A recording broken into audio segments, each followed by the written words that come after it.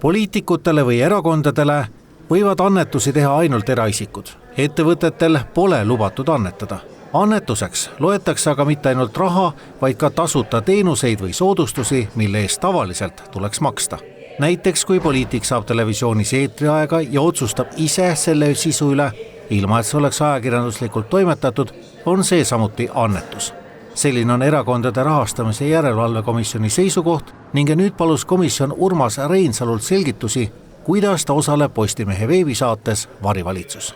Kas te maksate või teie erakond maksab selle saate eest? Ei, selle saate eest ei ole mina mingit makset teinud ja ma ei ole ka praegu mingit rahalist tasu saanud Postimehelt. Kas teie otsustate, kes tuleb külla, millest seal räägitakse? Ja, see on minu kui selle saatevedaja valik. Võrdluseks, EKRE juhtide raadiosaate eest Tre raadios maksab erakond ning see juhtum on komisjoni poolt läbi vaadatud ja korras olevaks tunnistatud. Komisjon otsustab nüüd, mida arvata Reinsalu juhtumist, kui tema ametlikud selgitused on laekunud ja arutelu komisjonis toimunud. Reinsalu ise ei näe, et oleks midagi valesti teinud. Iga nädal, kui ma avan meediaportaalid, on seal portaalides otse ülekandena valitsuse pressikonverentsid, kus ministrid ilma mingi toimetuste sekkumiseta, toimetused kannavad neid üle meediaportaalides, annavad oma vägagi poliitilisi hinnanguid ja väga paljudel juhtudel ka tuld ja tõrva Isamaa suunas. Mul ei ole hetkelgi pähegi tulnud, et valitsuse liikmed kasutavad seda parteiliste seisukohtade andmiseks nii-öelda eetrit ja maksumaksja raha eest antud ruumi ja et meedia väljaanded osalevad siis tegelikult hoopis annetuse andmiseks neile valitsusparteidele.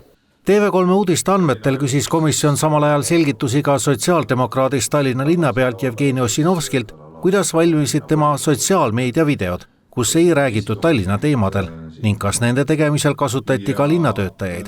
Varasemates otsustes on komisjon käskinud keelatud annetused tagastada Reformierakonnal, Keskerakonnal, Eesti 200 ja sotsiaaldemokraatidel, kes olid saanud tasuta nõustamist SALK-ühingult.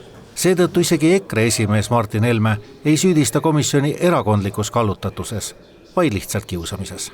Tuletan meelde, me tegime ettepaneku, kui me olime valitsuse ERJK sellisel kujul likvideerida. Ma olen veendunud, et see likvideerimine on tänasel päeval vajalikum kui kunagi varem, sest probleem ei ole mitte erakondades, probleem on erakondade järelevalvekomisjonis, mida juhivad paadunud sotsid ja mis kuritarvitavad oma võimu.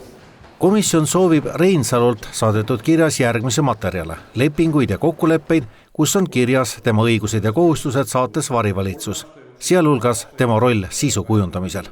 Samuti tahab komisjon teada, kas, kes ja kui palju on maksnud Postimees Grupile selle saate tegemise ja eetris olemise eest, teatas komisjoni esimees Liisa Aviir.